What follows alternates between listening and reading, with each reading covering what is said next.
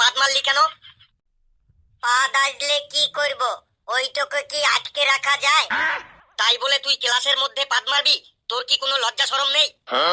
ও ভাই যে পেদেছে সে বুঝেছে, ও ভাই যে পেদেছে সে বুঝেছে, অন্যের বোঝা বড় দায়, পাদ দিয়ে কি আনন্দ পাদলে জানা যায়, পাদ দিয়ে কি আনন্দ পাদলে জানা যায়। ও ভাই যে পেদেছে সে বুঝেছে, ও ভাই যে পেদেছে সে বুঝেছে, অন্যের বোঝা বড় দায়, পাদ দিয়ে কি আনন্দ পাদলে জানা যায়, পাদ দিয়ে কি আনন্দ পাদলে জানা যায়। আর কারো যদি পাদ আসে লজ্জা কেন পাও, লজ্জা ভয় ত্যাগ করে পাত্র দিয়ে দাও, ও ভাই পাত্র দিয়ে দাও। আর কারো যদি পাদ আসে লজ্জা কেন পাও, লজ্জা ভয় ত্যাগ করে পাত্র দিয়ে দাও, নইলে পেট তো তোমার ফুলে যাবে, নইলে পেট তো তোমার ফুলে যাবে, তখন করবে তুমি বেকায়দায়, পাদ দিয়ে কি আনন্দ পাদলে জানা যায়, পাদ দিয়ে কি আনন্দ পাদলে জানা যায়। ও ভাই যে পেদেছে সে বুঝেছে, অন্যের বোঝা বড় দায়, পাদ দিয়ে কি আনন্দ পাদলে জানা যায়, পাদ দিয়ে কি আনন্দ পাদলে জানা যায়। কে কে আবার এই ক্লাসের মধ্যে গ্যাস ছাড়লো? স্যার ওই লেবু পাদ দিল। লেবু, তুই কি এই গ্যাস ছাড়তে স্কুলে আসিস? না স্যার, হঠাৎ করে আইলো আর চেপে রাখতে পারলাম না, তাই দিন দিলাম বড়ে। ঠিক আছে ঠিক আছে, এমনিতেই আমাদের পরিবেশটা গ্যাসে গ্যাসে গ্যাসময় হয়ে যাচ্ছে, আর গ্যাস ছাড়িস না। এই তোরা চুপচাপ বস, আজ তোদের আমি এনভায়রনমেন্ট সায়েন্সের ক্লাস নেব। স্যার সেইটা আবার কি বড়ে? আরে এনভায়রনমেন্ট সায়েন্স মানে পরিবেশ বিদ্যা, পরিবেশ বিদ্যা। আজ তোদের আমি পরিবেশ বিদ্যার ক্লাস নেব, দেখি পরিবেশ সম্পর্কে তোদের কার কেমন জ্ঞান আছে। স্যার পরিবেশটা সম্পর্কে আমার গেদে জ্ঞান আছে বড়ে। নে একটা কোশ্চেন ধরি, তাহলেই বুঝবো পরিবেশ সম্পর্কে তোর কেমন গেদে জ্ঞান আছে। নে লেবু বল, জল কিভাবে দূষণ হয়? স্যার জলের মধ্যে হাগু করলে জল দূষণ হয় বড়ে। আর কি করে জল দূষণ হয়? আর বলতে পারবো নাই। কালু বল, আর কি করে জল দূষণ হয়? স্যার জলের মধ্যে ছুচু করলে জল দূষণ হয়। আর কি করে জল দূষণ হয়? স্যার আর বলতে পারবো না। ফেলু তুই বল, আর কি করে জল দূষণ হয়? স্যার জলের মধ্যে প্রস্রাব করলেও জল দূষণ হয়। এই তোরা কি পায়খানা প্রস্রাব ছাড়া আর কিছুই বুঝিস না? স্যার আমি বলছি জলের মধ্যে মলমূত্র ত্যাগ করলে জল দূষণ হয়, জলের মধ্যে কলকারখানার নোংরা বজ্র পদার্থ পড়েও জল দূষণ হয়, তারপরে শহরে ড্রেনের নোংরা জল ও চাষের জমির কীটনাশক ও রাসায়নিক সারের জন্য জল দূষণ হয়। বাহ, very good Hablu, very good. এই তুই একাই এই ক্লাসটার মান সম্মানটাকে একটু বাঁচিয়ে রেখেছিস। নে এবার পেশি বল, যদি টানা 1 মাস সূর্য না ওঠে তাহলে তার ফলাফল কি হবে? স্যার যদি টানা 1 মাস সূর্য না ওঠে তাহলে টানা 1 মাস রাত হবে। হ্যাঁ সে তো আমরা সবাই জানি, টানা 1 মাস রাত হবে, কিন্তু টানা 1 মাস রাত হলে পৃথিবীর অবস্থাটা কি হবে সেটা বল। স্যার পৃথিবীর অবস্থাটা পুরো অন্ধকার হবে, ঘুটঘুটে অন্ধকার।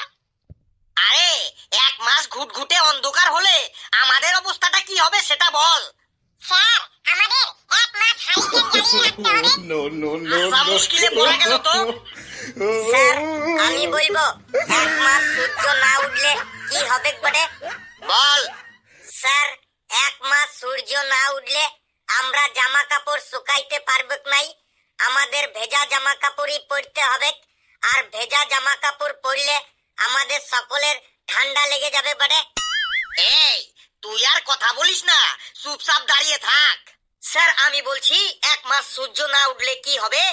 1 মাস সূর্য না উঠলে আমরা চান করার পর চুল শুকাতে পারবো না। কি no, কথা no, বলছিস? no, no. একজন বলছে জামা কাপড় শুকাতে পারবো না, একজন বলছে চুল শুকাতে পারবো না। মানে তোদের মুখে যা আছে তাই বলে দিচ্ছিস।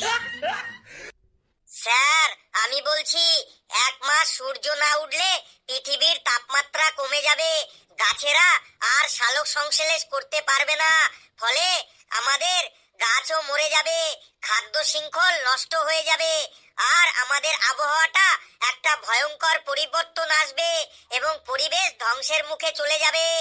Very good Hablu, very good. এই তুই একাই এই ক্লাসটার মান সম্মানটাকে একটু বাঁচিয়ে রেখেছিস। ঘেটু তুই ঘাপটি মেরে বসে আছিস কেন রে? কই না তো। ঘেটু বল, বনে যখন আগুন লাগে তখন তাকে কি বলে? বনে যখন আগুন লাগে, বনে যখন আগুন লাগে তাকে বলে স্যার, বনে যখন আগুন লাগে তখন তাকে বনাগুন বলে। কি বললি তুই? বনে যখন আগুন লাগে তখন তাকে বনাগুন বলে? তুই কি এটা আবিষ্কার করলি?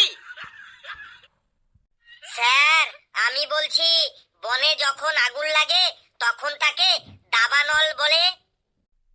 সাব্বাস হাবলু সাব্বাস, বনে যখন আগুন লাগে তখন তাকে দাবানল বলে, একদম ঠিক বলেছিস। নে এবার ঘেটু বলতো বনে আগুন লাগলে কি হয়? স্যার বনে আগুন লাগলে চারিদিকে শুধু ধোঁয়া আর ধোঁয়া হয়, চারিদিকে শুধু ধোঁয়া আর ধোঁয়া হয়। ধোঁয়া ছাড়া আর কি হয়? ধোঁয়া ছাড়া চারিদিকে ধোঁয়ায় অন্ধকার হয়ে যায়, মানে চারিদিকে শুধু ধোঁয়ায় ধোঁয়ায় অন্ধকার হয়ে যায়, মানে একদম অন্ধকার হয়ে যায়। বুঝেছি, তোকে আজ ধোঁয়ায় ধরেছে। এই আর কেউ বলতে পারবি বনে আগুন লাগলে কি হয়? স্যার আমি বলছি বনে আগুন লাগলে বনের সব পশু পাখিরা এই শীতের মধ্যে ভালো করে আগুন পোহাইতে পারে বটে। কি বললি তুই? বনে আগুন লাগলে বনের সব পশু পাখিরা ভালো করে আগুন পোহাতে পারে? লেবু, আজ তোর সাইকেলের চাকা আমি পাংচার করে দেব, দেখি তুই আজ বাড়ি যাস কি করে। স্যার আমি বলছি বনে আগুন লাগলে বনের গাছগুলো সব পুড়ে যায়, বনের অনেক পশু পাখিও মারা যায়, বাতাসে কার্বনের পরিমাণও বেড়ে যায়, যার ফলে জীববৈচিত্র্য নষ্ট হয়ে যায় ও পরিবেশ অনেক ধ্বংস হয়ে যায়। সাব্বাস হাবলু সাব্বাস, এক্সেলেন্ট এক্সেলেন্ট। আবারও বলছি এই তুই একাই এই ক্লাসটার মান সম্মানটাকে একটু বাঁচিয়ে রেখেছিস। স্যার বারবার আপনি একই কথাই বলছেন, হাবলু একাই এই ক্লাসটার মান সম্মানটাকে বাঁচিয়ে রেখেছে, তাহলে আমরা কি মান সম্মানটাকে মেরে ফেলছি? মেরে ফেলছিস না তো কি, কেউ একটা সঠিক অ্যান্সার দিতে পারছিস না, আবার বড় বড় কথা বলছিস। এই ক্লাসের মধ্যে একমাত্র হাবলুই ইন্টেলিজেন্ট ছাত্র, হাবলুই একমাত্র এখানে পড়াশোনা করতে আসে, আর তোরা তো সবাই পায়খানা প্রস্রাব করতে আসিস। আমরা কি কেউ ইন্টেলিজেন্ট না? না, হাবলু ছাড়া আর কেউ তোরা ইন্টেলিজেন্ট না। ঠিক আছে স্যার, হাবলু যখন এত ইন্টেলিজেন্ট তাহলে হাবলুকে আমরা এবার প্রশ্ন করে দেখি হাবলু কেমন অ্যান্সার দিতে পারে। যদি ও আমাদের প্রশ্নের সব ঠিকঠাক অ্যান্সার দিতে পারে তাহলেই বুঝবো হাবলু আমাদের থেকে ইন্টেলিজেন্ট। হ্যাঁ স্যার, ফেলু ভাই ঠিকই বলেছে, হাবলু যদি আমাদের কোশ্চেনের অ্যান্সার দিতে পারে তাহলেই ওকে আমরা ইন্টেলিজেন্ট ভাববো। নে তোরা কি কোশ্চেন করবি কর। হাবলু বাবা দে তো ওদের সবার মুখে একদম ঝামা ঘষে। আপনি একদম চিন্তা করবেন না স্যার, ওরা আমার কাছে বাচ্চা ছেলে, ওরা যাই প্রশ্ন করুক না কেন আমি সব প্রশ্নের অ্যান্সার দিয়ে দেব। নে তোরা কে কি প্রশ্ন করবি কর।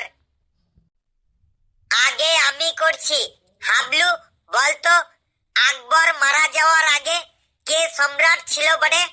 আকবর মারা যাবার আগে আকবরই সম্রাট ছিল। সত্যিই তো, ছেলেটা তো খুব ইন্টেলিজেন্ট বটে। লেবু তুই চুপ কর, আমি হাবলুকে কোশ্চেন করছি। হাবলু বলতো 225-এর সাথে 5 যোগ করে 10 বিয়োগ করে 15 গুণ করে 20 ভাগ করে কত পড়ে থাকবে? 165 পড়ে থাকবে। সাব্বাস হাবলু সাব্বাস। নে এবার বলতো 5400-কে 12 দিয়ে ভাগ করে 13 দিয়ে গুণ করে 14 দিয়ে বিয়োগ করে 15 যোগ করলে কত হবে? 5842 হবে। কি ঠিক বললাম তো? হ্যাঁ ঠিক বলেছিস। সাব্বাস হাবলু সাব্বাস, হাবলুকে তোরা হারাতে পারবি না কোনো কিছুতেই।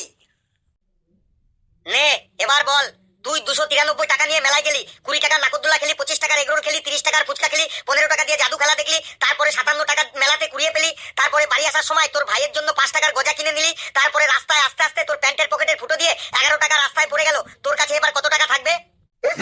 কামন হাবলু কামন, চুপ করে থাকিস না, উত্তর দে। আমার কাছে আর 244 টাকা পড়ে থাকবে। কি ঠিক বললাম তো? যা, ঠিকই বলেছিস। Excellent excellent, just amazing. দেখলি তো হাবলু কেমন ইন্টেলিজেন্ট। নে হাবলু, এবার আমি তোকে কোশ্চেন করছি, দেখি তুই কত ইন্টেলিজেন্ট। নে, কি কোশ্চেন করবি? তাড়াতাড়ি কর। বল তো, একটা ট্রেন যদি ঘন্টায় 200 কিলোমিটার বেগে ছোটে, তাহলে সেই ট্রেনটার ড্রাইভারের নাম কি? এ আবার কেমন প্রশ্ন?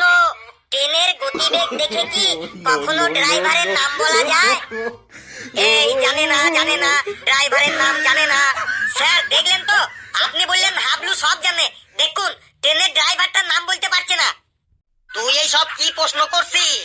যার কোনো মাথা মুন্ডু নেই, ভালো করে প্রশ্ন কর, দেখ হাবলু পারে কি না পারে। নে হাবলু, এবার বল, সুশীল বাবু দিনে 2 ঘন্টা ফেসবুক চালায়, 3 ঘন্টা ইউটিউব চালায়, 4 ঘন্টা ইনস্টাগ্রামে রিল দেখে, আর 5 ঘন্টা হোয়াটসঅ্যাপে চ্যাটিং করে, তাহলে এবার বল সুশীল বাবুর মোবাইলটা কি কোম্পানির মোবাইল? দেখছেন স্যার, দেখছেন এরা কি উল্টো পাল্টা প্রশ্ন করছে। কি আবার উল্টো পাল্টা প্রশ্ন করলাম? তুই জানিস না সেটা বল। হেলু, তোকে এক থাপ্পড় মেরে তোর 7 দিন হাগা বন্ধ করে দেবো আমি। কে কত ঘন্টা ফেসবুক চালালো, কে কত ঘন্টা ইউটিউব দেখলো, কে কার সাথে চ্যাটিং করলো, এইগুলো দেখে কি কখনো কারো মোবাইল কোম্পানির নাম জানা যায়? ভালো করে কোশ্চেন কর, না হলে তোরও সাইকেলের চাকা আজ আমি পাংচার করে ছাড়বো। নে হাবলু, এবার তোকে একটা ইংরেজি থেকে কোশ্চেন ধরি, বলতো what is the main fact of the ইন্টারপিডিয়ার ইন দ্য বিছানা চাদর সো দ্য ফুচকা ইজ ফাউ power of the agriculture formula 1 is the গেডিডক অফ দ্য খাস্তি করো। কি হবে বলতো? তুই কি বলতে চাইছিস ভালো করে বল, আমি তো কিছু বুঝতেই পারছি না।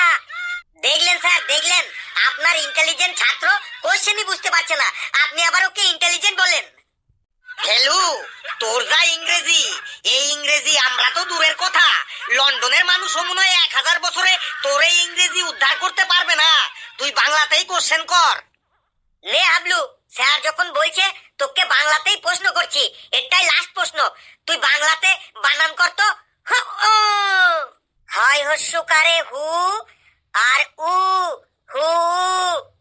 আরে তোকে আমি হু বানান করতে বলিনি, বানান করতে বলেছি হু।